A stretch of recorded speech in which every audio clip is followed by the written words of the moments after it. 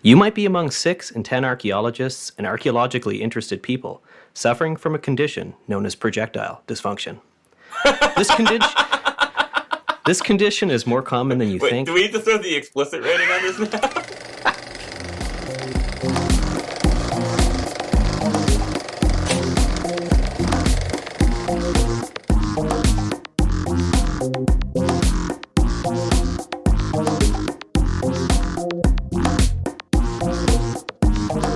The New Brunswick Archaeology Podcast, featuring your hosts, Gabe Reinick and Ken Holyoke.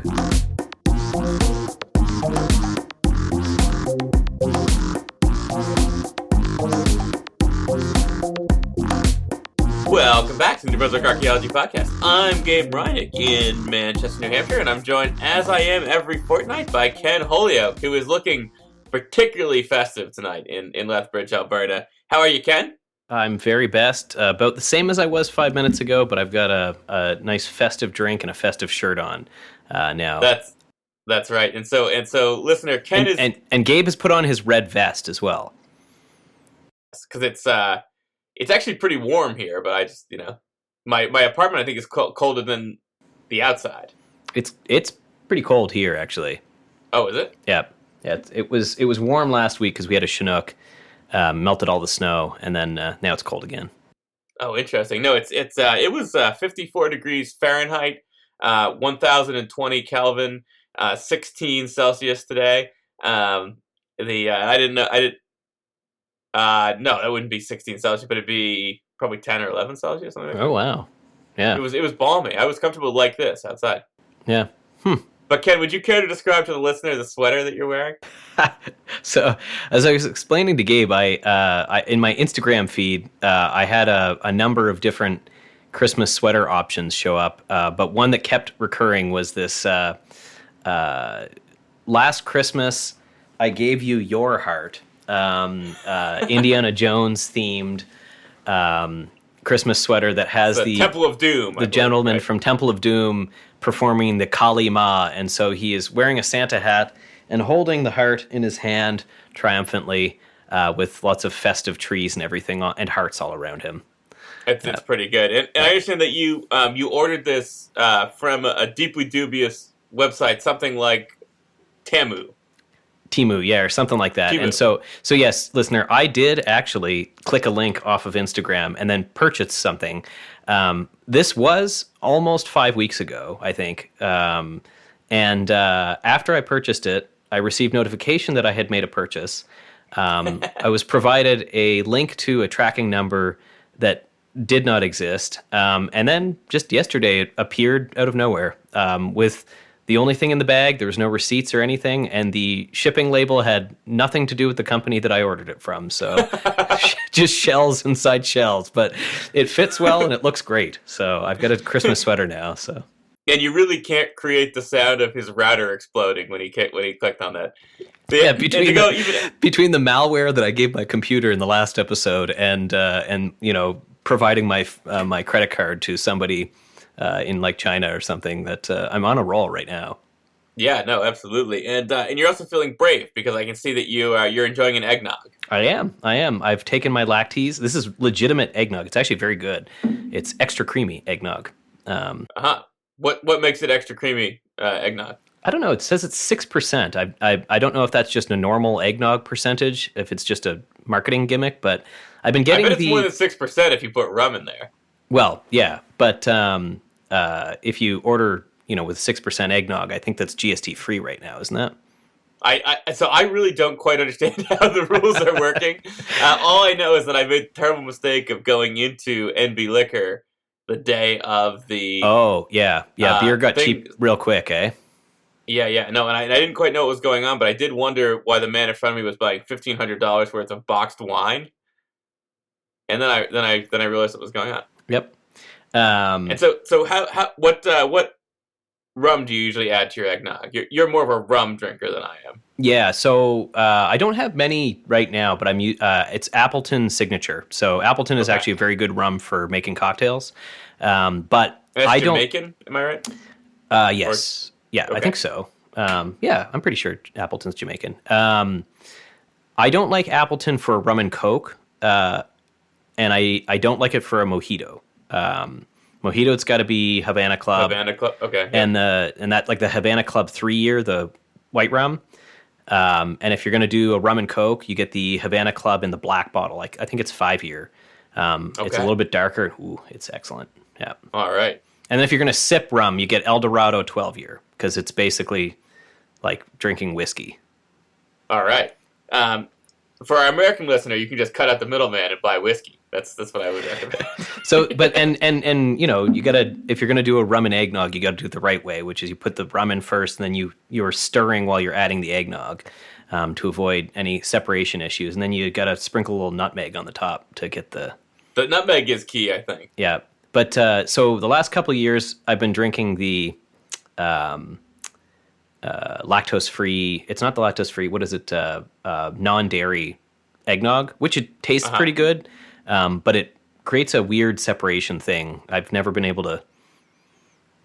Yeah, I've had that occur occasionally in coffee with your non-dairy alternatives. Well, listeners. So, in addition to being sponsored by Havana Club this fortnight, we're also sponsored by the ULEF Faculty of Arts and Science and the Associated Professional Archaeologists of New Brunswick, and we thank them very much on this episode, which is our end of the year episode. It's a sort of Happy New Year's episode, and so we would also though like to thank them because throughout the year that the ULEF Shirk Exchange Grant, who paid for the first part of this. Yes. Yeah. So second half of the third season, the first half of or second half of the second season, and the first half of the third season. That's right, and brought us a manual too. That's right, and this was our first year with the manual, wasn't it? Did he start at the end of the second season, or was it? I was just trying to remember that. Yeah, Emanuel, you can add in your voice here and let the listener know. Essentially, my first edit was season 2, episode 10. That would have been closer to mid-February to like February 28th is when that episode went up. Yeah, and it was like the live version.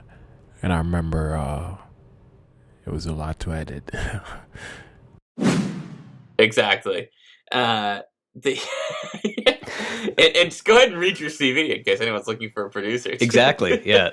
Unless we get Shirk, and then we're just going to employ him forever. Yes, yeah. We will retain you as a non-student technical advisor, Emanuel. That's you'll be stuck with us. I can't wait. We may have to pay you in unmarked, non-sequential bills that we've laundered through mileage requests from Shirk, but that'll be fun too. Yeah, a lot of per diems. We could do per diems, and so but Ken, speaking of fat stacks, big money, all these kinds of things, we at the end of this at what is we think our 49th episode. I believe so. Yep. And we still do not have a new name for this podcast. We do not. And Ken, if we've appealed to our listeners who are just as young, as handsome, as wise, as charming, and as clever as they were on the day we began this podcast, where would they send a new name to this podcast if they came up with one? One that had a little more pizzazz, one that captured a little bit more of the progress we've made over this year? They'd be sending that to newbrunswickarchaeology@gmail.com. That's New Brunswick Archaeology, all one word. Archaeology spelled ARCHAEOLOGY, newbrunswickarchaeology@gmail.com. That's right. And we're not going to actually even look in that mailbag this time because the listener can't see this, but Buster Poindexter is idling the TARDIS like a taxi cab in Scrooge right now. But we've done some time traveling tonight. We have. But we're still going to offer a prize, though. That's right. And the prize, though, exists in linear time moving forward, right? That is correct. I mean, I don't know. You tell me, I guess. So, Ken, what is the prize for the lucky listener who renames this podcast?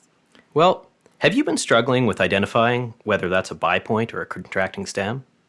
Have you been trying to identify that tip as a bending or a cone fracture? Do you look at Quebec and Maine and wonder where all your St. Anne Varneys are?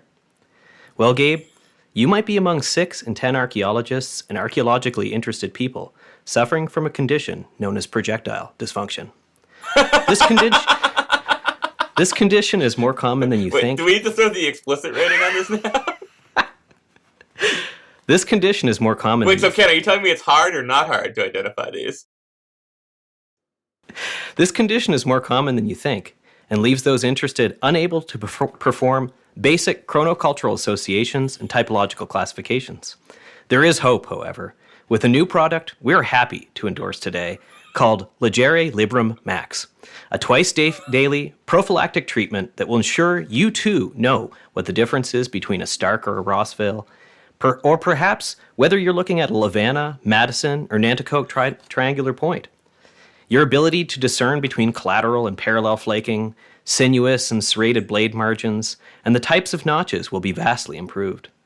Studies have shown that by integrating Legere Librum into your daily routine, alongside exercise, healthy diet, and attendance at public lectures and conferences, projectile dysfunction is not just treatable, but beatable.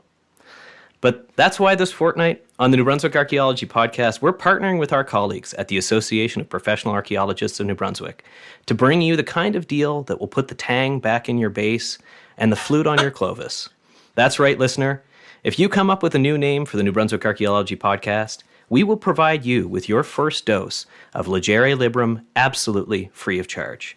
In concert with our upcoming 50th anniversary show, we want our listeners to be able to identify their points with ease. And in New England and the far northeast, there might not be any better resource than Jeff Boudreau's A New England Typology of Native American Projectile Points. And because it's that time of year, and we want our listeners to fight back against flaccid depopulation models, little gaps in their performances, and Z-twist the night away with their partners and colleagues, tonight we're offering runners-up a way to restore their confidence in the lab and the field and be the culture historian they know they are. That's right, APA&B has arranged for 2 other listeners to have their first dose of Legere Librum with Betts and Reinek's Archaeology of the Atlantic Northeast and Dow et al.'s Bibliography of New Brunswick Archaeology. No longer will you look at yourself in the mirror and wonder how to classify your lancelet.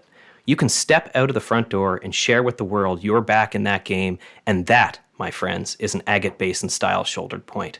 All this, if you can get us a new name for the New Brunswick Archaeology podcast. Legere Librum is not a real product, but the Association of Professional Archaeologists of New Brunswick is a real organization. Side effects might include increased heart rate due to excitement of sharing social interest and the joy of discovery, joint pain from participating in an excavation, and an increased critical eye to the past. If these symptoms persist, contact your doctor of archaeology to consider a graduate program. Wait, but Ken, what happens if a projectile typology lasts more than 4 hours? We'll find out. Yeah, well, listener, we're sure you don't need that, but in case you need that, Ken, where would they send the winning entry to this prize? I'm at a loss for words, really. Where would they email the winning new name for this podcast? That's going to be at newbrunswickarchaeology@gmail.com. New Brunswick Archaeology, all one word. Archaeology spelled ARCHAEOLOGY. New Brunswick Archaeology@gmail.com. And listener, one of the things we do want to make clear is that this is a real prize this time. And so because our next episode is going to be our 50th. Our 50th episode of the New Brunswick Archaeology podcast, we are going to do another prize draw. So if you will put up on social media and via email, so send us an email entrance. All you got to do is just send an email or comment. Subject line, projectile dysfunction. There you go. And respond. Or Ken, I believe we'll still accept entries that are taped to bottles of Balvenie Scotch, right? Yes, Balvenie Scotch, Courvoisier, Havana Club rum. Yeah, that's fine. Although you won't be able to get that if you're still in New Hampshire. That's isn't that you won't. Isn't that a rum no grata? That's forbidden. Yes. Yeah.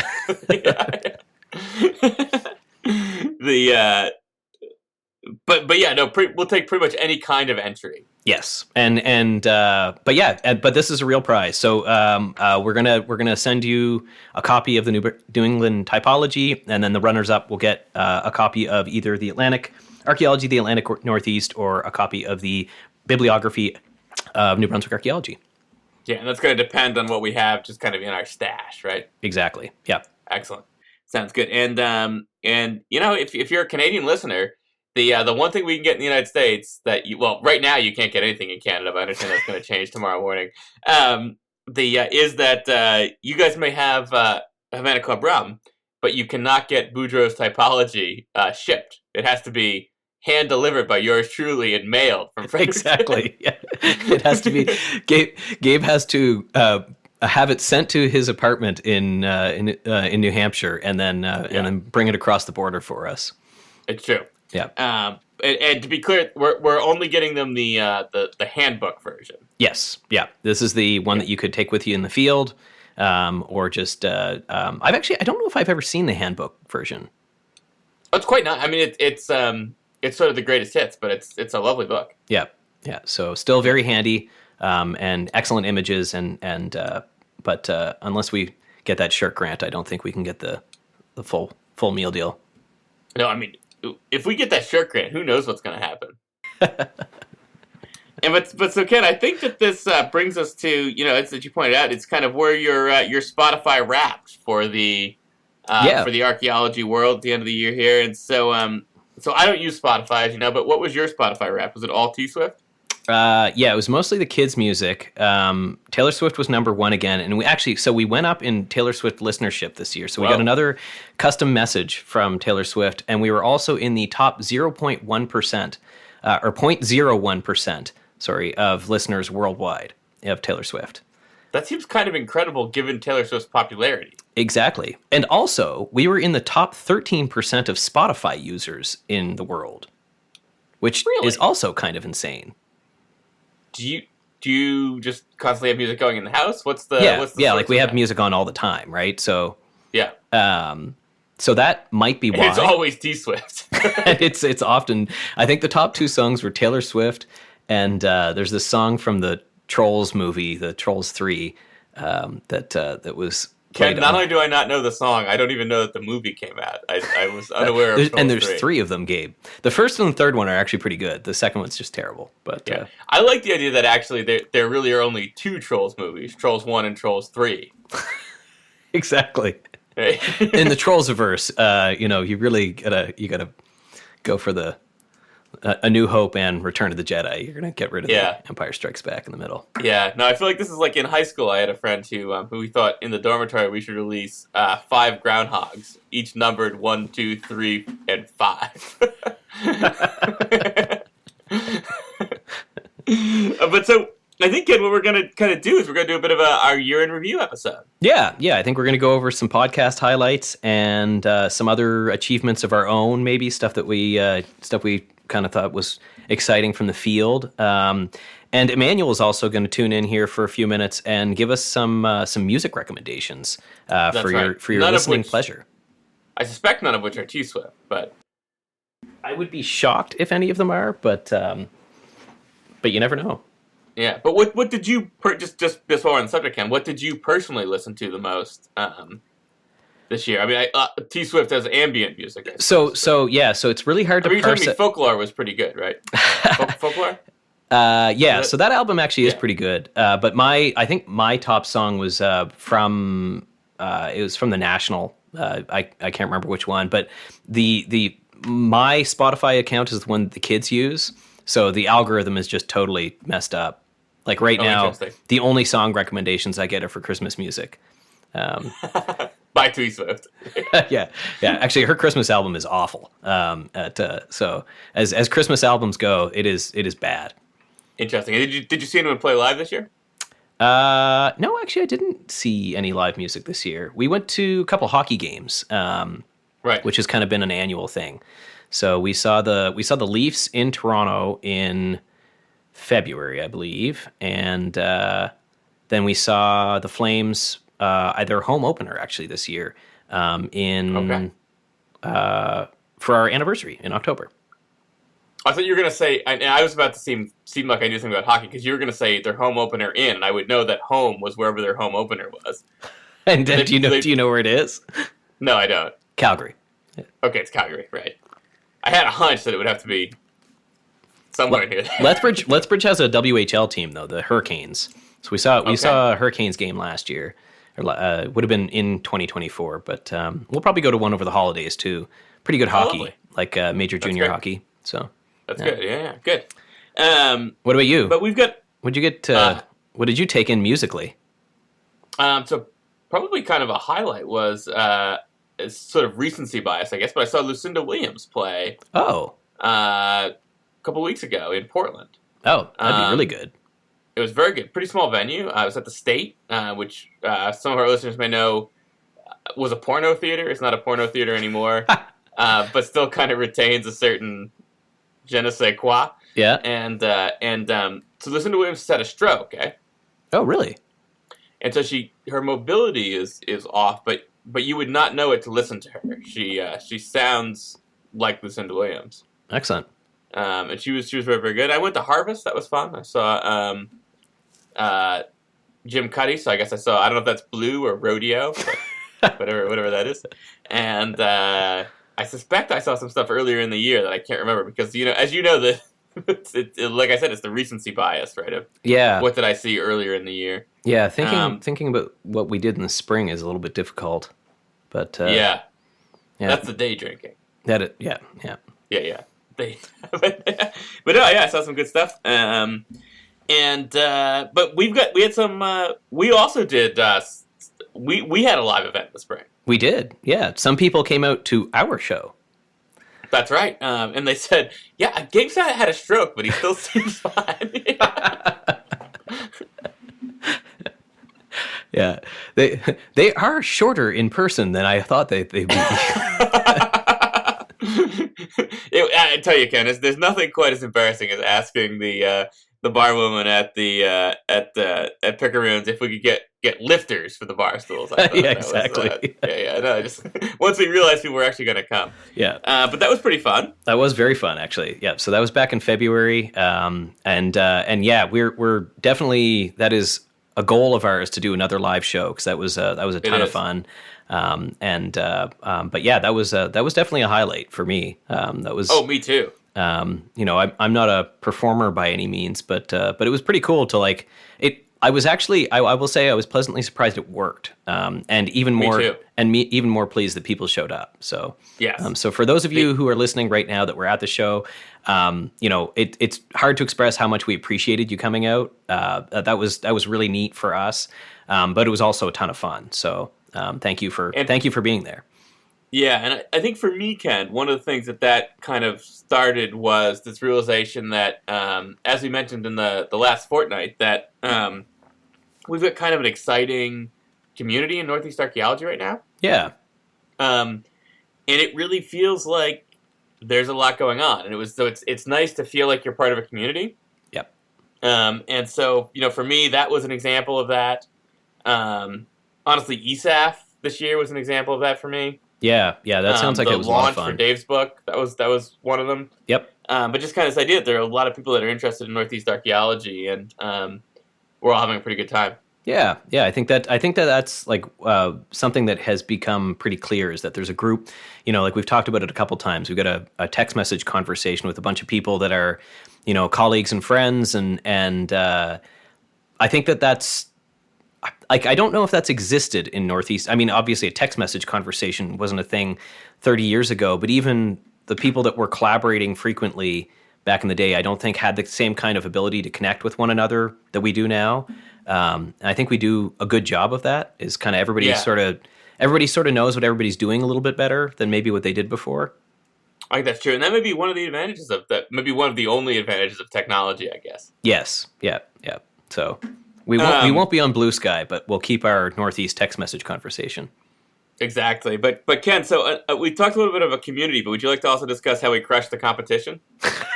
Yes, and so we always forget to say this, but we are actually still the award-winning New Brunswick Archaeology podcast, and so we are winner and still champion.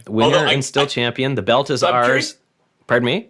I'm curious now, Ken, though, that the previous missive from the CAA had suggested that the meeting and prizes were suspended this year. But the prizes are back on. So the prizes are also back on, but the meeting is back on, but the prizes are too?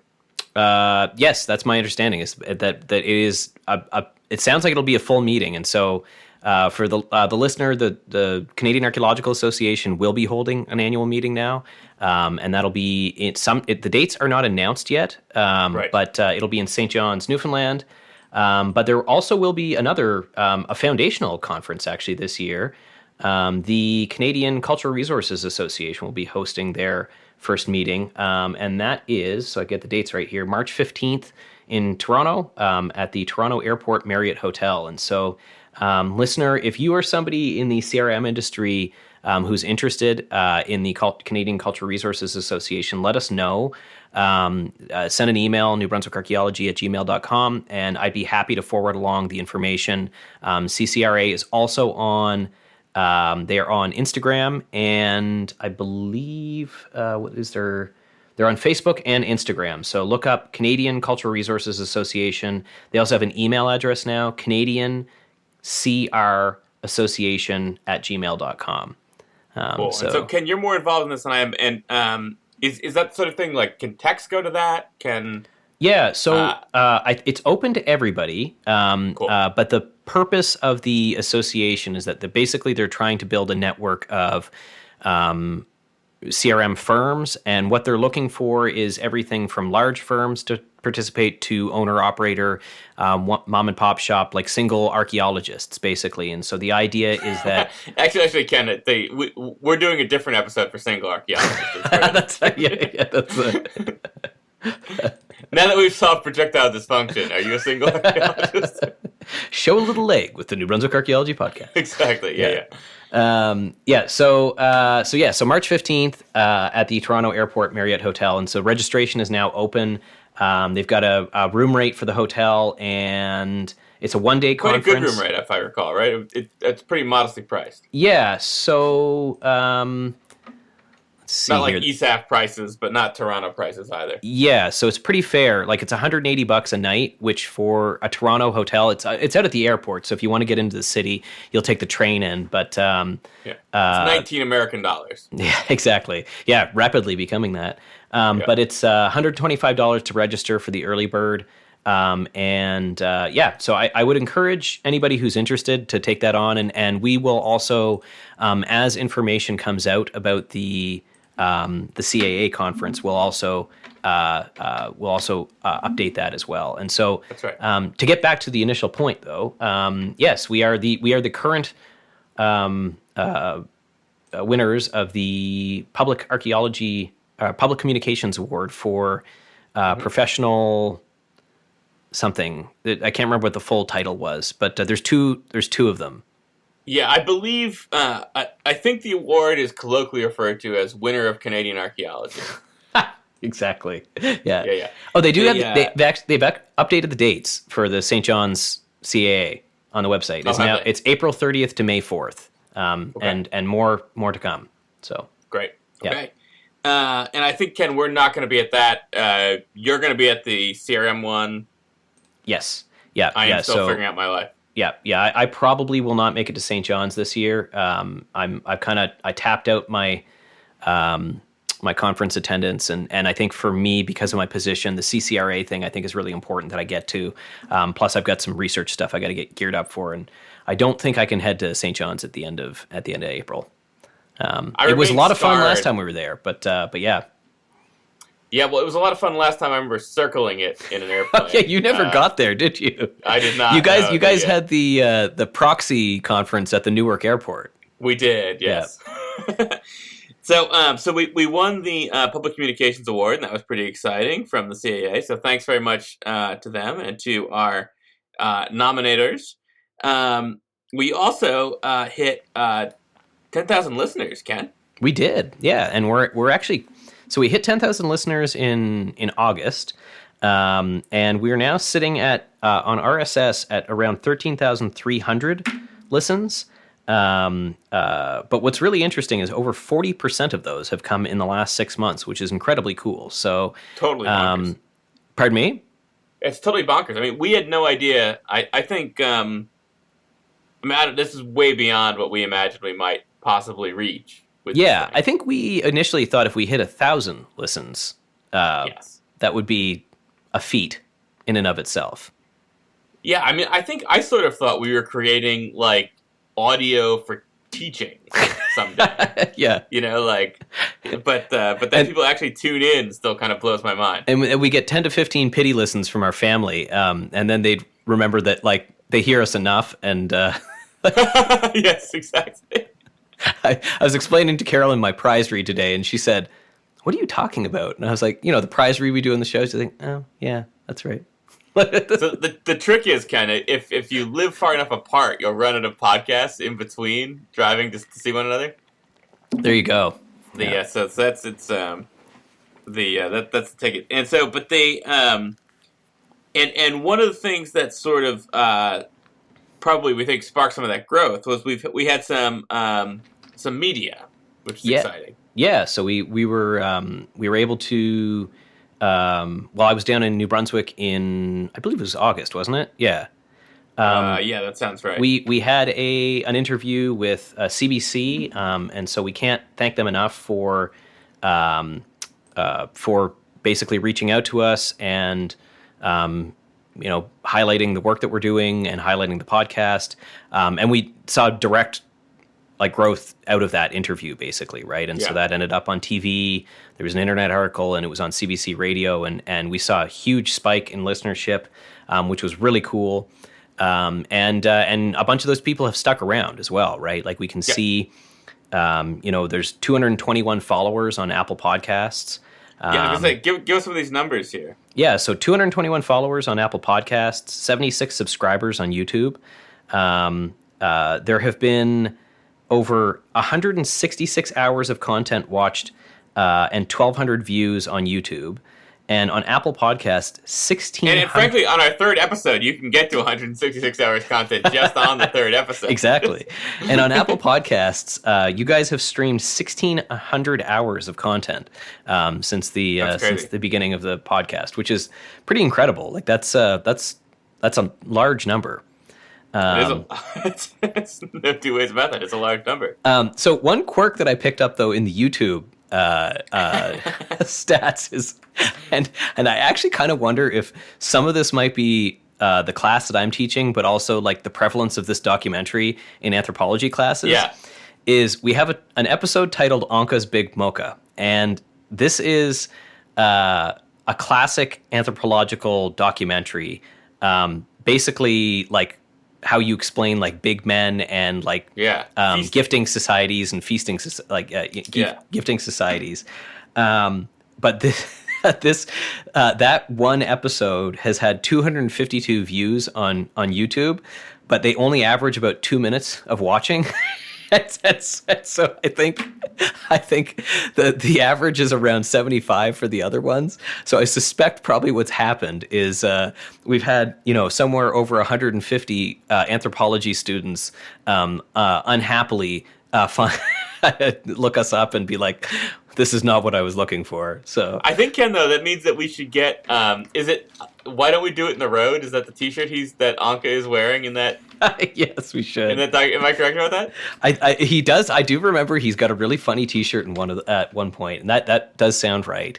That's right. So I think we should probably get the front. If we get shirk, the front will say the New Brunswick Archaeology Podcast, and the back will say, why don't we do it in the road? Yes, I think that's a perfect idea. Yeah. Or why don't we do it on Route 11? Perfect. On an untwinned highway. Yeah, exactly. It's okay. You've also pulled some interesting data here, just kind of about the rest of kind of where we stand as far as cities, countries, and what our most popular episodes are. Yeah. So the top 5 cities on RSS, and we only have data. RSS only does data for like a 6-month rolling period, and so we actually did.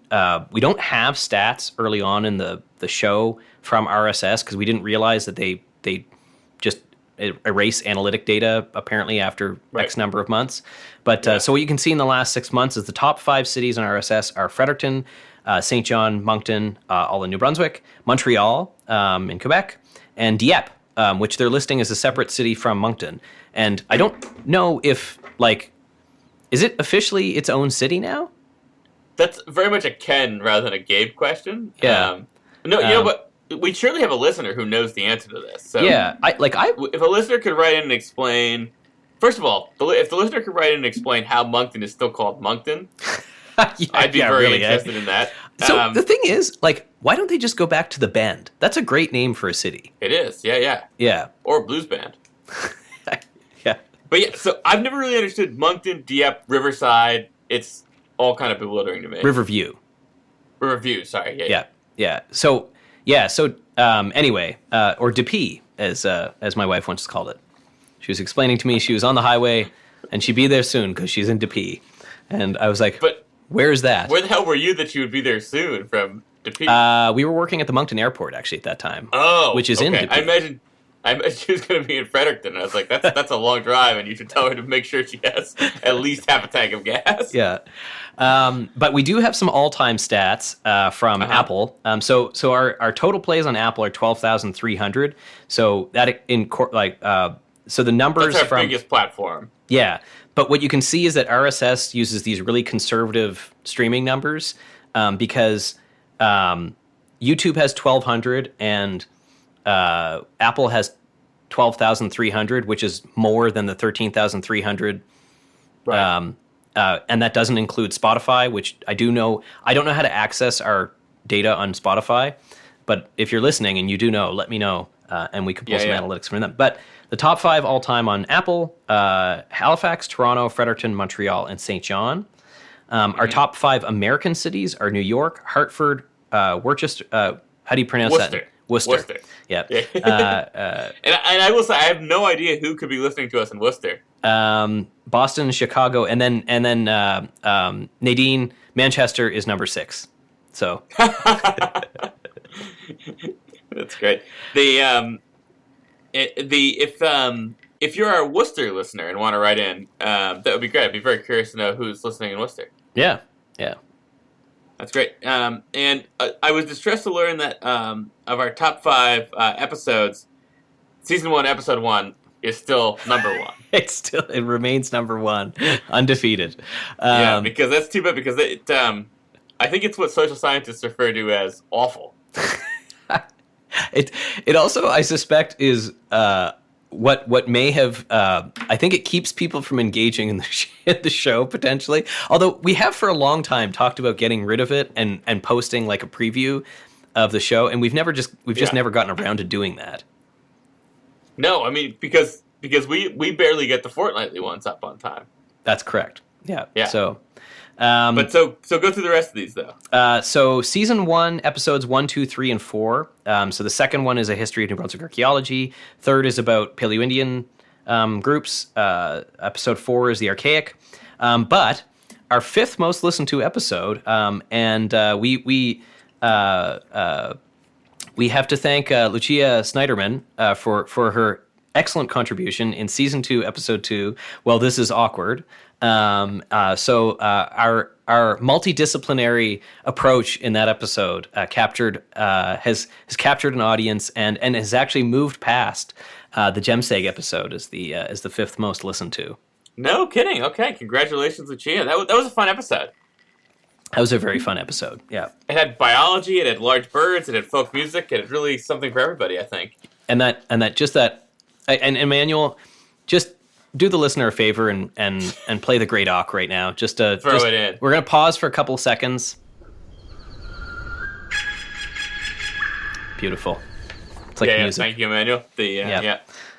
And so that's some sort of self-congratulatory statistics that to share with you. But again, we don't get there without you, listener. And so for us, being able to kind of list this stuff is really exciting, and it's basically you guys that got us there. So that's a lot of fun for us.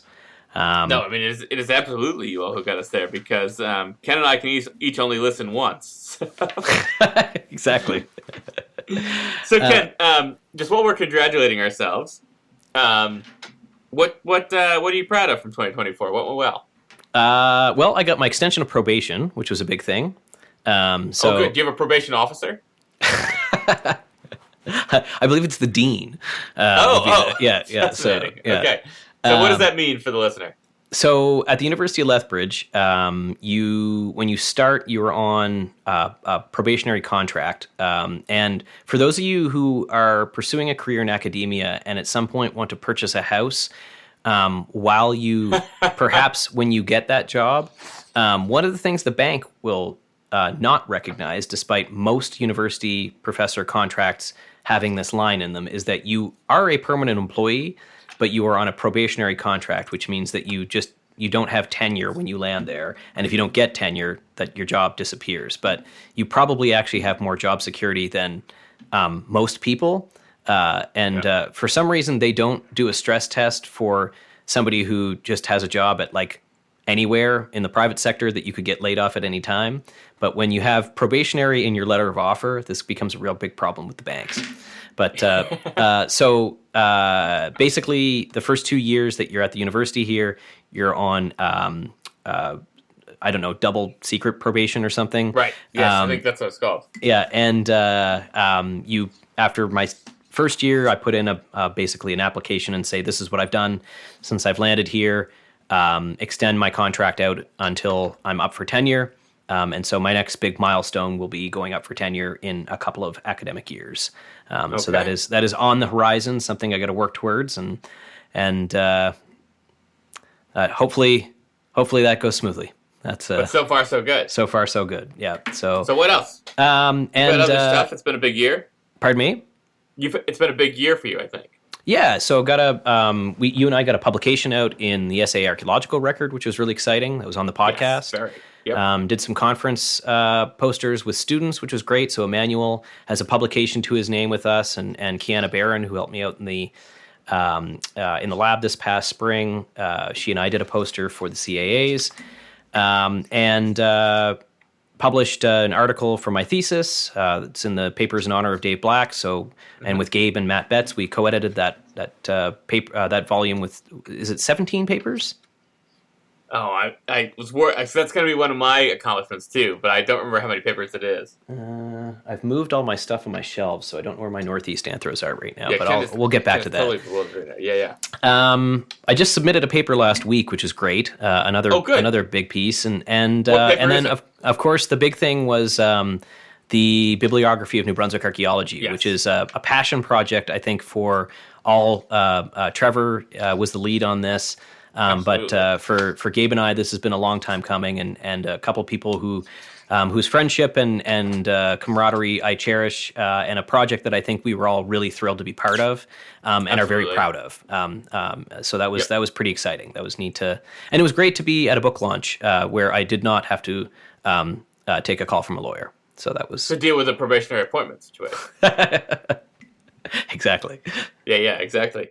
And so Ken, you mentioned you've just submitted a publication. What's that about? So it's looking at basically the archaeology of Washtenamoke Lake. So site distributions around the lake, what we know about the archaeology there, and just kind of building out that story about what has become kind of a long-term research project for me, and one that I'm steering a little bit away from right now, but will be kind of intersecting with, I'm sure, over the course of my career. So. And are you steering away from it because you've realized that, like I did long ago, that rocks aren't real? Oh no, I'm actually chomping at the bit to get back to that quarry, but there are more pressing matters with the archaeology work that I'm going to be doing next. So that's probably true. And so and that was the paper I think you described 2 fortnights ago. Is that right? Yeah. I think we talked about that in the episode where we were just kind of updating on what our work is, basically. Yes, I think so. Yeah. Yeah. So cool. Excellent. And you've had a number of achievements this year too, Dr. Reineck. The nice thing about saying a number is that it could really be anything between 1 and 40, right? So but no, I'd say, I mean, the real highlight for me actually probably was so it's been that community thing we were talking about earlier, that it feels like there's been a lot of new kind of fun community stuff. And so I would just cite as kind of an example of that, even beyond the ones we talked about. It's really gratifying to go to an ESAF meeting and have your graduate students do such a good job. And so that, I think, maybe was the highlight professionally for me, was I had a bunch of students do a poster. They did a great job. I had some former students do papers at the ESAF meeting. They did great. I had a former student become the recording secretary for ESAF. And that is all really rewarding. And so that's been a kind of professional highlight for me this year. And I think one of the other professional highlights has been working with you and Trevor on various things. Yeah. I guess it's not just the book. It's the Bailey Project thing has been really fun too, that we're going to get to talk about, I'm sure, more in the new year, which is great. Yeah, absolutely. And I think the bibliography project, though, it really scratched an itch. Like, I think most people that are into archaeology are sort of collectors. Yes. And I think there's a thing about collecting where it's not just that you want to kind of sit on the thing like Smog. You kind of want to put them in order. And then actually, I sometimes find, Ken, I don't know if you collect things like this, that the list of things you've collected can be more rewarding than the collection itself. Well, so in rearranging the my office here, one of the things I guess I had noticed this, but not really noticed it because I it's up higher on the bookshelf. I can see it right now. Is that it's number 4, and so it feels wrong that I don't have 1, 2, and 3 beside it on the shelf. So Ken, this will not surprise you, but I immediately had to acquire 1 through 3 because I thought it would look better on the shelf. And exactly. Just like that completist instinct, you know? Mm-hmm. So that was good. And then the other thing I would cite, just as kind of like my big thing that I felt really good about, was the Papers in Honor of David Black that came out. Yeah, which is 8 papers, not 17. Okay. Yeah. 17, I looked at it, was the Far Northeast volume. Oh, okay, great. Yeah. So. It's funny because once it spills onto 2 pages, so the list is on 2 pages. I mean, I can't really, it's like I can basically do 1, 2, and many. Yeah. So those are my highlights, I think. But still enjoying doing coastal research, still enjoying doing archaeology. So that's excellent. Yeah, and I guess I should mention too that I have my first graduate student right now. So Tatiana is working her way, has finished her first semester as a graduate student. Will be working on her thesis proposal, and so it'll be fun to see that come together over the next little while. That's and great. I'm an Alberta permit holder now, or permit that's right. Permittee, not a permit holder. I don't have a permit for anything yet, but I could. Right. Yeah.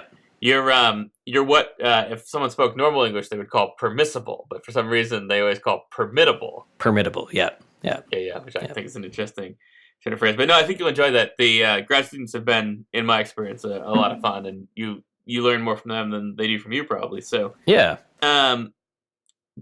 You have our next note here, Ken, that we're talking about interesting finds from the field. Yeah. So let's start with you on this one, Gabe. So you were doing a little bit of field work this summer.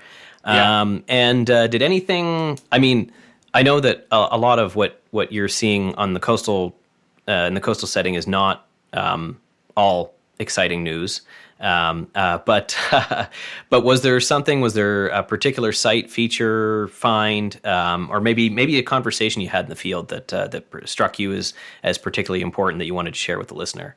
Oh, interesting. So the conversations would probably be too many to name, but it's not quite a find, but the thing I got really interested in and went down a bit of a wormhole with, to the point that for the first time in my life, I don't know, Ken, if you know this, but the Write in the Rain notebook. Yes. You can write with crayon in it. Really? And that is interesting because you want to make diagrams. You can do them in color. Okay. So, but crayons are not like real precise instruments. No, I mean, but I'm not a real precise drawer. Okay, fair. Yeah, so we're fine. Yeah. So I got real interested in this site 506 in southern Maine that Arthur's been on to talk about, and so Arthur and I work there together sometimes. We work down east together sometimes. We sort of go back and forth. Basically, with why is the site, which is supposed to be basically Champlain's village, capped with like 80 centimeters of sterile sand? Right. When the rest of the Maine coast is totally eroding. Yep. And the answer is 2 jetties that the U.S. Army Corps of Engineers installed basically in the 1860s onward. So is the key to coastal erosion just to build 2 very large jetties out into the Gulf of Maine? Well, that's actually not the key. That's the key to badly erode a place called Camp Ellis and to flood the river between Scarborough and Old Orchard Beach with so much sediment that it almost becomes impassable. Interesting. But what it does do is it accretes a huge amount of soil on top of Site 506. Right.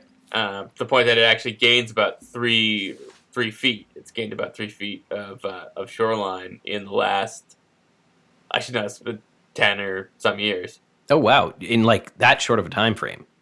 Oh yeah, no, it's massively accreting. The bad news is that Camp Ellis, which is on the basically the north of the Saco River, is eroding at a sort of comparable rate, like a kind of legendary rate. Huh. But it's interesting because when you think about how to analyze coastal sites, we think about it in terms of kind of a chronological shingling model, right? Where it's like, well, the oldest stuff will go first. Yeah. Instead, you've got this whole new site formation process going on. So that was my interesting. I don't know if it's really a find. Yeah. No, I mean but it is interesting. Yeah, it's been fun and sort of thinking about that and kind of working through it, and you learn new phrases like sand budget. Very nice. So is that in this most recent publication that's just come out? No, it's not. Totally different from that. It's Okay. It's sort of my goal, like over Christmas, to draft that. I think Very nice. Very it nice. started. It started. But how about you, Ken? So I think I have a sense what yours will be here, but go ahead. Oh, yeah. Well, so Is it not Henderson Settlement? well, that was a few years ago. Was it really? Okay. It all Yeah, runs together. yeah. So the big thing for me was when I started working in the Washtenaw Lake area, I met a bunch of the locals, and one of the landowners there has a fairly substantial private collection, and was kind enough over the couple of field seasons that I was out there to come visit me in the field one time. She came out and did some field work with us. So Charity has been really gracious with her time. And this year when I was out in August, Charity invited us into her home to kind of look at her collection and have an opportunity to sit down with collaborators that were working on the project, with Dave Black, and Emily actually came with us one day, and Cool. Josh Cummings. And so we all basically spent a couple of days hanging out at Charity's house and kind of going through this pretty incredible collection that was has been accumulated over the last probably 75 to 100 years in and around her property on this point of land in Washtenaw Lake, and having a chance to kind of actually sit down and look at some of the stuff in the collection, like the stuff that I had seen before, I had kind of just had a glancing blow with. Basically, we went and visited her in 2019 very briefly. She came out in the field in 2022, and again, like, you know, at the end of the day, we kind of looked at stuff, but hadn't had a chance to actually go through the collection, and really, really incredible because it's tells a story of we kind of understand the maritime woodland going on at Washtenaw Lake, I think, and forget that there's probably earlier components in the area, and the artifacts from her collection indicate, you know, probably at least 6,000 or 7,000 years of people visiting that area, and some really incredible, like, kind of one of one artifacts. And so in this paper that's going to be coming out, we illustrate a couple of projectile points, for example, in her collection. One of which is made on Onondaga chert from southern Ontario. It's a classic Adena point. So these are really Cool. diagnostic to the period of time in the early woodland. Probably They're kind of fat around the middle, and they've got a stem. yeah, and they've got these distinctive kind of asymmetric barbs and points and notches on either side of them, and another fairly large point that is probably one of the largest bifaces I've ever seen, made on Tobic rhyolite, so stuff that comes from the Middle Wolastoq, and looks to be probably a transitional archaic, so probably about 3,200-year-old point. Looks somewhat like basically an oversized Perkiomen point for those of you flipping through your Interesting. Boudreaux book.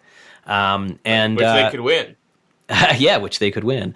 Yeah. And so that collection is, I talk about it briefly in the paper that I just submitted, but I'm going to probably write up that in more detail. And we got through most of the collection, but there's still quite a bit of stuff that's just a lot of Washtenaw chert, lo and behold, in various stages of manufacture that she's found kind of around that property. And so one of the things that I've really enjoyed about this project is how gracious all the folks in the Belliers Cove and Washtenaw Lake area have been with their time, with like giving me access to their homes and collections, and just kind of the conversations that have come out of those. I did a really fun talk for the Belliers Cove at the Belliers Cove community center when I was down in August, and the attendance was fantastic. And we sat there afterwards, and people had some rocks and a couple of artifacts that they brought up, and it was cool. It just kind of had a chance to chat with everybody, and a couple people stopped by the next day when we were at Charity's house, and so really appreciate cool. that, and it's been fun to like kind of meet people and be out there, and so. I think I'm going to keep those contacts, obviously, and try to kind of keep that relationship going while I'm doing a little bit of work, maybe a little bit further up the river, but definitely be back in that area again sometime. So and to explore some really fascinating archaeology there.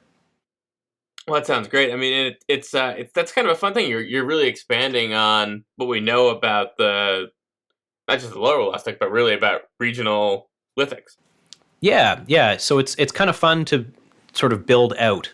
I've kind of done it in a backwards way, where I had a paper that came out about the regional, and then in around the quarry, and then I'm going to start putting up papers on the on the sites themselves, which is I think backwards for how most people do it. But this is also the logical conclusion of how you would edit anything you've ever written, though. That is very true. Yeah. No, this is very consistent with how I am with most things. So you're sort of it's like those are they Russian nesting dolls? Is that what they're called? Yes. Yeah. Except they're backwards. It would be exactly. Yeah.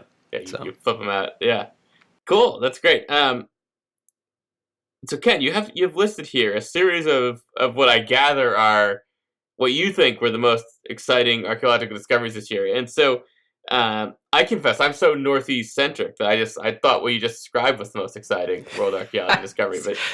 So I thought I would bring some global archaeology to the New Brunswick Archaeology podcast, and so I kind of did a Google search, and apparently Wikipedia maintains a list of significant archaeological discoveries in each calendar year. That's great. And so so we should really send them that 275 they're asking for. Yes. Yeah. Exactly. Yeah. Don't do, and I should.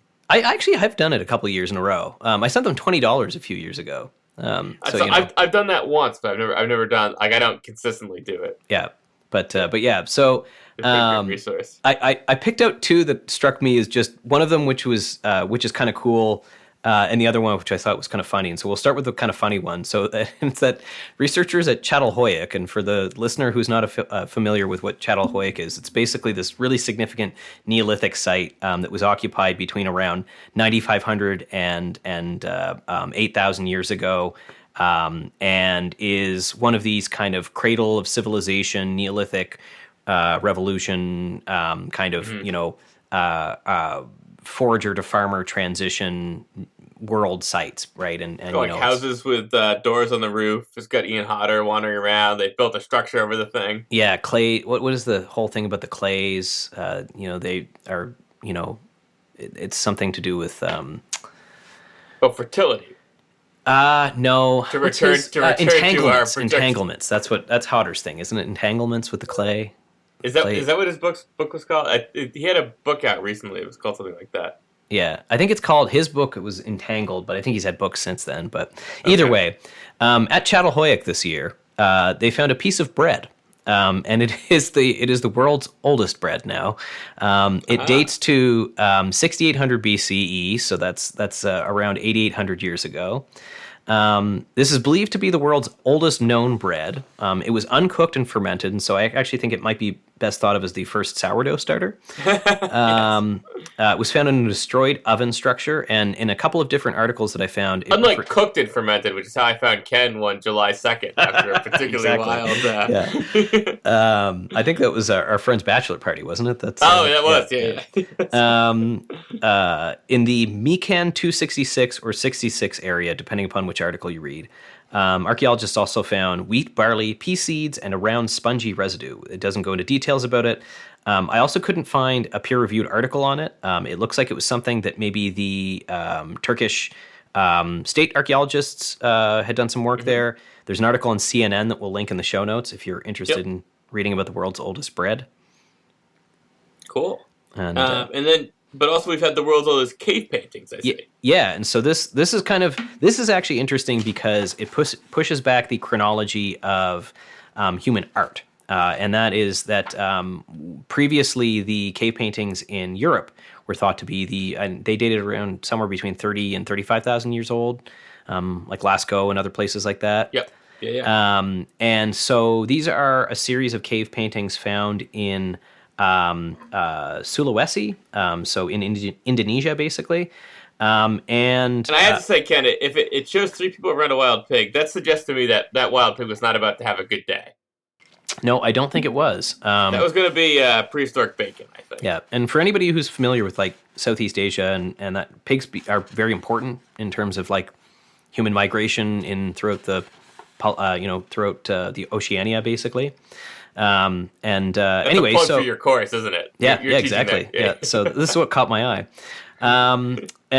So it's a panel that's about a meter across, and it's 3 people around a wild pig. There are other images of pigs in the cave.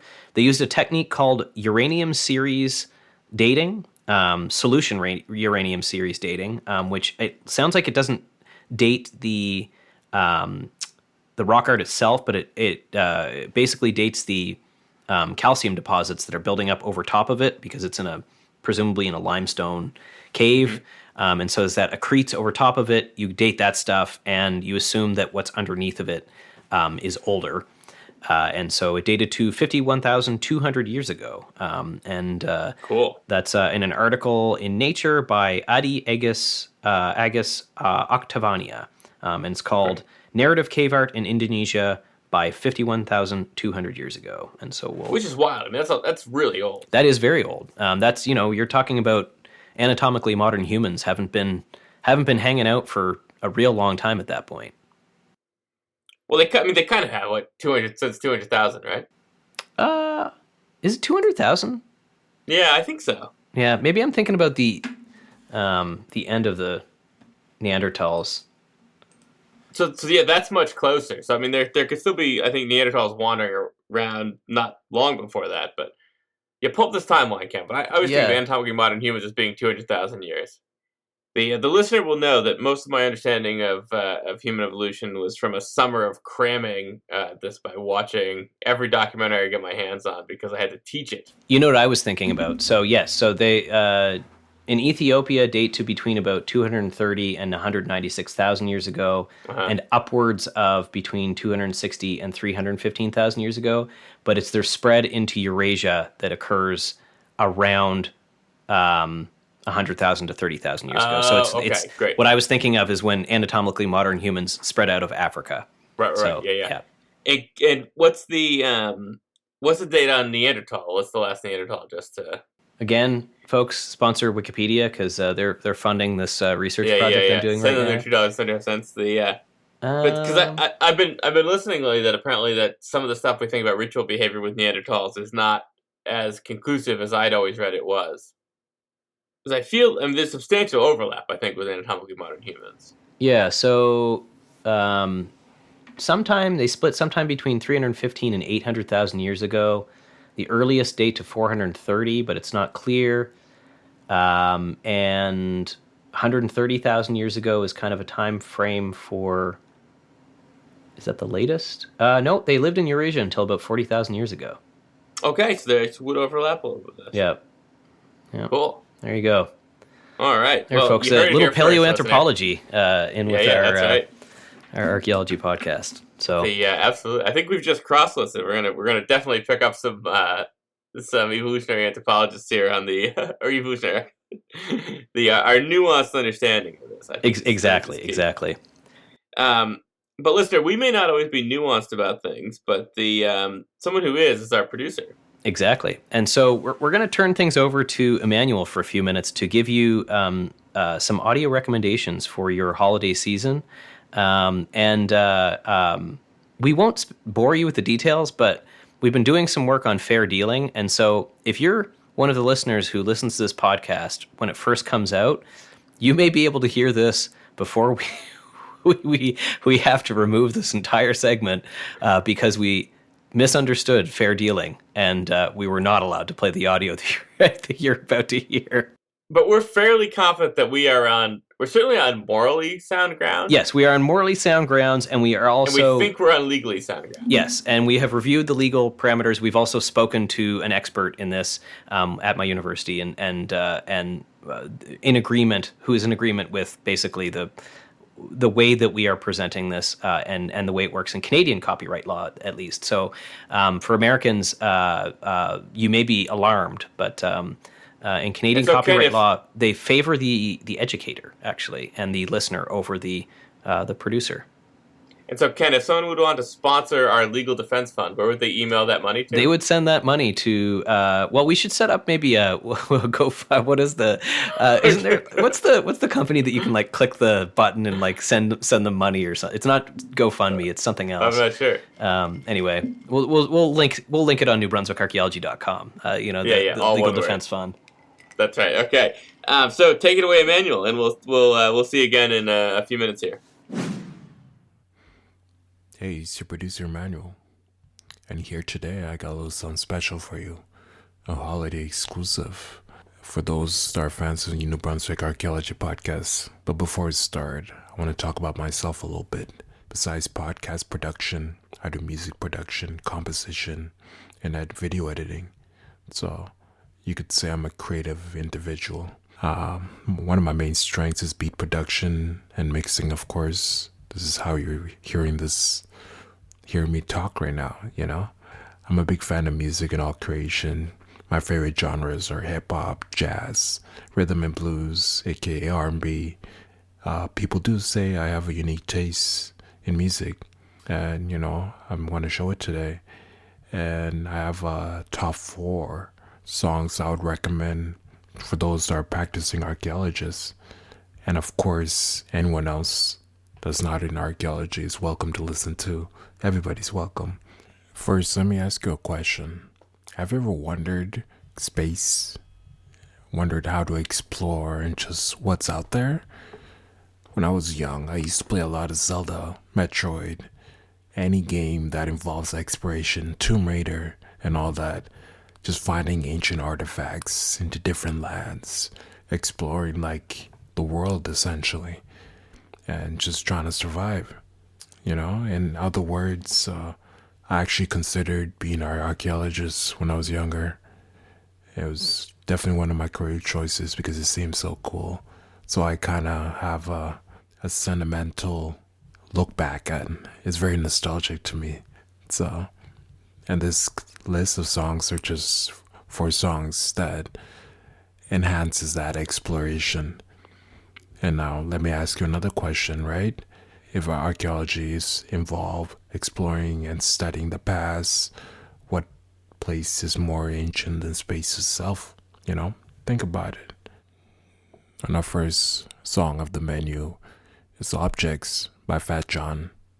As the producer, Fat John, I would say, is a person of inspiration, especially in my past and just growing up. I think his music, he's able to express himself a lot just by producing. And when I hear this song, I think of kind of like the majestic nature of life on Earth, as well as life outside of our own. And in terms of production, I think the melody's beautiful, and the way the shakers, drums have their own space, I find it very tasteful. The song expresses mystery, wonder, makes me want to journey and explore. And I recommend you listen to the full project because it's just as good. This is called Objects by Fat John.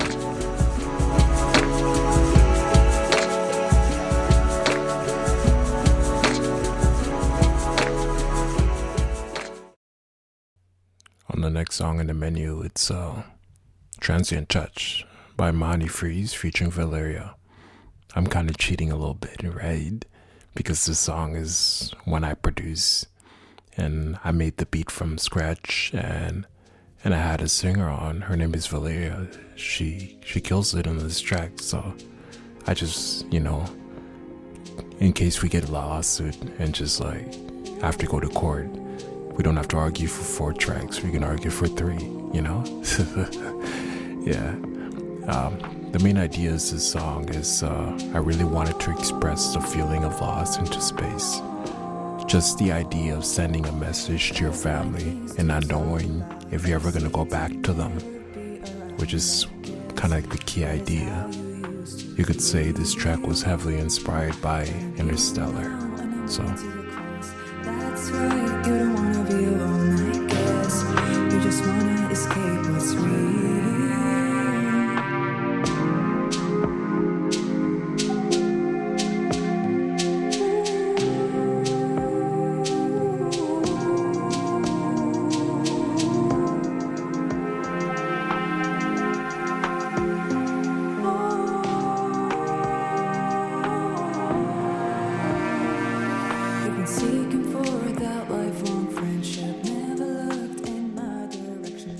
Midnight in a Perfect World by DJ Shadow is built on sample-based composition.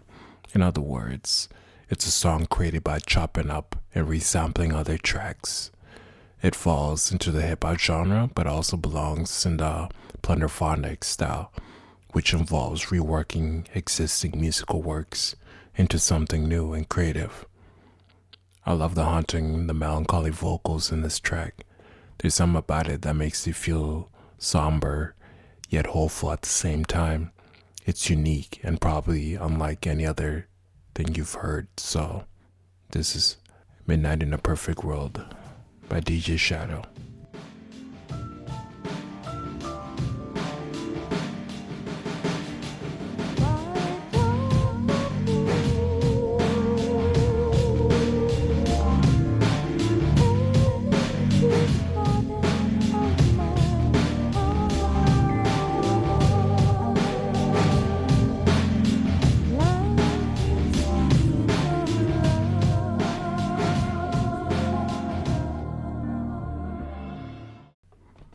On the last one, and to end in a more happy note, I got a song. It's called La Lune by, I'm gonna butcher this, but Lane Pratchess. So it's French. It's pretty much the moon, which is La Lune. And this track that makes me want to kind of get up and dance, you know? I don't speak French, but I kind of feel what they're singing about. It's futuristic, vibrant, and beautiful, reminding me of how vast and adventurous space can be. It's like climbing a massive cosmic mountain. That's how I describe it. So, this is La Lune, aka the moon.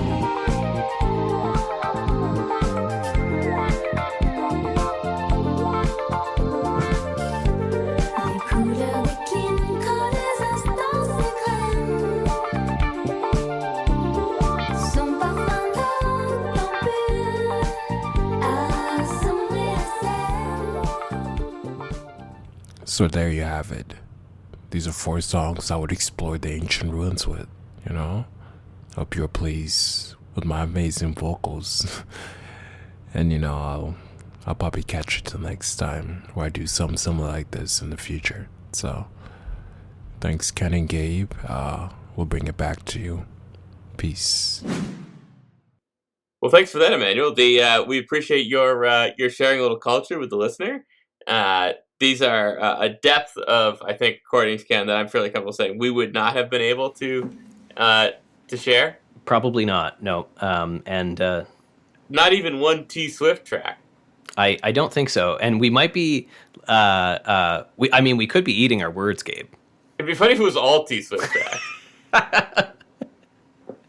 He's listening to this and he's like, you know what? I'm just gonna do this. So the listener does not know this, but they will know this momentarily. But through the magic of the TARDIS that's being idled by the guy that looks like Buster Poindexter, Emmanuel is sort of slipping in without us knowing what's happening here. Exactly. And so then, Ken, I think we're gonna just lead the listener with some thoughts about food and drink. Food and drink. And so, Gabe, I'm going to let you start this one off. What are you looking forward to over the next couple weeks of your culinary and relaxation delights? So, one of the things that I tend to like is I will typically read 1 or 2 junky novels over the holiday, which I like that. Have not picked those out yet, but I will. I'll probably rewatch the great Christmas movie, 3 Nights of the Condor. Do you know this one? I don't. So it's Robert Redford plays a spy. I guess not really a spy, but like a CIA worker, who works in a spy company, I guess. Who they read books. That's all they do, and they just read books to try to find out what the Russians are putting in books. Okay. But anyway, the company gets hit, and he's the only survivor because he snuck out the back to go buy sandwiches for lunch. Okay. And then it tracks him being chased around. It's based on a book that I think is called, I think I read last Christmas, I think called 12 Days of the Condor. Okay. But obviously for the cinema, you've got to trim it down to 3 days. They couldn't get Redford for the other 9 days. Yeah, exactly. So I'd recommend that book and that movie. I think the cocktail of the season will probably be a Vue Carré. Have you had one of these? No. So it's quite nice. It's a combination of rye and cognac. Of course, Courvoisier is recommended. Yep. A bit of vermouth, so it's kind of it takes on a little bit of a Manhattan flavor. And then you throw in some Angostura bitters, but the thing that really makes it a holiday drink is you throw in a little bit of Benedictine. Oh, nice. And is this? So I'm guessing this is a stirred cocktail. Yeah, absolutely. Yes. Yep. You stir this, then you can strain it over. Like a big ice cube works great. Yep. Yeah, I love those big round ice cubes. Yeah, absolutely. And then as far as food, the whole year really, Ken, I've been on a bit of a miso kick. Really? Yeah, I just love the stuff. It turns out, and so I think I'm going to probably continue cooking with miso through the holidays. I've got kind of a miso ragu lined up that I've pulled off the New York Times recipe list. I'll probably do that later this week, but I also like the classics. I'll probably make some sourdough bread, some Chex Mix. Yep. Like anything. The old stand by some Oreo balls. Yep. Yeah, I've never had an Oreo ball, but Carolyn makes these lemon squares that are the holiday the holiday treat. That sounds quite nice. Yeah. And so, Kip, but what are your what's on for you this holiday? Do you think? Well, I think that my my holiday reading is probably going to be a little bit more trashy than yours. Well, not trashy. I just my way of unwinding. I mean, it can't be. I haven't actually declared. I was saying mine is so trashy. I haven't picked it yet. Well, so I really love comic books, and I've got a subscription to the Marvel Unlimited comic book thing, so you can basically go through an entire series. I haven't had a chance. Is that online? Is that? Yeah, so it's an app that I have. I just use it on my iPad, but it's basically got almost every comic in the entire Marvel universe inventoried on it. So like tens of thousands of comics, basically. And I've been working my way through the back catalog of the X-Men and leading up to this major event that results in all of the X-Men basically disappearing. And so there are 2 or 3 different series that you need to be reading. It's the Younger Dryas, right? That's what gets it. Yeah, exactly. Yeah. But yeah, I've got a comic book reading order that I've got to go through, and it's so you like have to jump between different series to catch up with like where all the different parts are coming together, and then there's a bunch of trade paperbacks that bring it all together. So that's cool. Kind of the I'll be meandering my way through that for the break, I think. Cool. And anything you're planning on cooking or mixing? Yeah. So I'll be doing the turkey dinner again this year. So we've ordered our grass-fed, free-range turkey, and probably pick that up on the 23rd. And do you brine that? What do you do?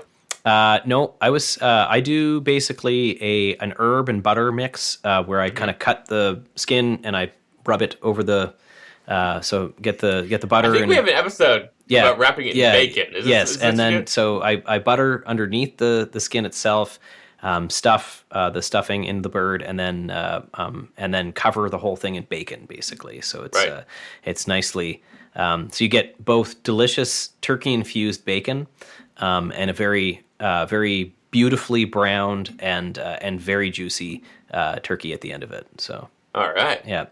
And so one of the things, so we've got one cocktail that we're quite excited to try. It's basically just a French 75 with cranberry, and there's something else in it, but it's basically a holiday French 75. Cool. And I prefer gin with that. And actually, my sister and my brother-in-law very kindly gave us a bottle of Dylan's Cherry Gin, which I think would actually make for an excellent holiday cocktail. That's pretty good. So you'll do that. It's it's like a champagne and and lemon. It's gin, lemon, champagne, and there's something else in it. I can't remember. I don't have the recipe right in front of me. But the recipe that I do have in front of me, this is compliments of Instagram, and I think this came about as a result of American Thanksgiving. But my brother-in-law and I have talked about this as being quite possibly one of the most disgusting things you could consume, but also potentially a palate experience, and that is a gravy margarita. So it's the graverita. half an ounce of mezcal, 1.5 ounces tequila, half ounce of triple sec, 1 ounce of lime juice, 1.25 ounce of your favorite gravy, half ounce of thyme or jalapeno simple syrup, and I love jalapeno simple syrup. I do love what's not a to like? jalapeno syrup. A pinch of pepper, a splash of soda water, and a stuffing ball for garnish. And so it comes out looking like dishwater. I will admit, I'm very curious how it tastes. This sounds a little bit like if my cat Elwood and I were to like split the difference on what we would want in a cocktail. So it's called the It's All Gravy margarita. And who recommends this? I don't know. My Instagram feed gave it to me. I don't know if anybody recommends it, but I will admit a morbid curiosity about it. Absolutely. I do love margaritas, and I do love gravy. And you know what? Let's put them together. Absolutely. That's good. And so, Ken, did you eat at any good restaurants this year? Actually, yes. I could not recommend enough 10-Foot Henry in Calgary. Carolyn and I had a fantastic anniversary dinner there, and the food was just exceptional. What'd you have? We had, there was a beet entree that we had, and then, so it's all tapas. And so we had, I believe it was tuna was another thing. She had some scallops that it was all shared. And then the best thing were these like roasty tomatoes, were like marinated and with this like perfect crispy sourdough, and nice. A whipped feta, and it was like it was heavenly. That's really funny because my favorite restaurant, which is probably the one I said last year too, but is a place called Campo Enoteca here in Manchester, and they do a whipped feta and a grilled sourdough that is divine. Yeah. So if you're going to 10-Foot Henry, number one, you have to book in advance, but it is well worth it. So it is it's a little bit pricier, but it's not offensively expensive, and the cocktails are just spectacular too. Yeah, like it was an all around excellent. I'm just looking up to see what the cocktail was that I had, because it was one of them was just perfect. And actually, maybe their was it garnished with a stuffing ball? It was not. It was here. Let me see if I can get this quickly. Maybe not. Looks like maybe their drink menu isn't on their website, so it might be one that they do. And that's it. That's in Calgary. Yeah, it's right downtown in Calgary, on First Street Southwest. So, right. Fairly close to the Calgary Tower. Okay, I didn't know there was a Calgary Tower. Yeah. It's looks a little bit like a Space Needle. Okay. Yep. But more Western. So it's not. Yeah. It's nowhere near as tall as the CN Tower. And I've never seen. It's fine because Alberta's much flatter. Exactly. Yeah. But it is called the Calgary Tower. I'm guessing it's probably fairly contemporary with the CN Tower. And I'm guessing too, like it looks like the Seattle Space Needle looks very similar to. There must have been a competition in the late 1960s to build these tall. I'm guessing there's a rotating restaurant in it as well. I don't know. I've never been up in it. Yeah, listener, if you could write in along with your winning entry to read in this podcast. So, Ken, I think we've done it. I think we've come to the end of another year. I think we have. And so whether this is dropping on the last day of 2024 or the first day of 2025, we are wishing you, listener, a safe and happy new year, and looking forward to lots of fun in 2025. I think that's right. I think we got lots of exciting stuff ahead to share for the New Brunswick Archaeology podcast. I think that's right, and thank you all for sticking with us now through multiple years, which Yeah. It seems sort of insane that we're still doing this. We will be entering into our third calendar year of this program, and actually we will reach... So actually, we're going to hit our 50th episode on just about the 2-year anniversary of our first episode. Because... Very cool. Just a sec. Let me check this here before we sign off. Was it an early year episode? I can't really remember. It was either January or February. January 19th, 2023 was our first episode. No kidding. And so when we hit 50, we'll be about a fortnight ahead of our 2-year anniversary. Very cool. Very cool. And it's been a lot of fun, listener. It's been a lot of fun mostly because of you, because we enjoyed chatting with you every couple weeks. Exactly. And so send in those emails, newbrunswickarchaeology@gmail.com. And how many words is that, Ken? It's all one word. ARCHAEOLOGY. And follow us on Instagram. Do the 5 stars, the like, all that stuff is really great. My understanding is that if you give us a 5-star review on Apple Podcasts, it actually helps the algorithm sort our podcast onto other people's feeds and things like that. And so we also weight your prize entry slightly more. Exactly, yeah. So screenshot your 5-star review, and you might actually get an right. extra tranche of stickers. And because the mail service has resumed, everybody who writes in, we will be getting out your stickers until we spend them down, and then we'll get some new swag in 2025. Absolutely. So, listeners, thanks so much for tuning in for another year of the Brunswick Archaeology Podcast. And we're looking forward to the next year with you. Happy New Year, Gabe. Cheers. Happy New Year to you, Ken. This has been fun. The listener can't see this, but Ken is holding up a mostly empty glass of eggnog. I'm holding up a fully empty glass. Of Courvoisier, right, Gabe? Both made... It's of Courvoisier, yeah, exactly. But the glass is empty, the bottle is half empty. And listener, it's been a great year, so Happy New Year. Happy New Year.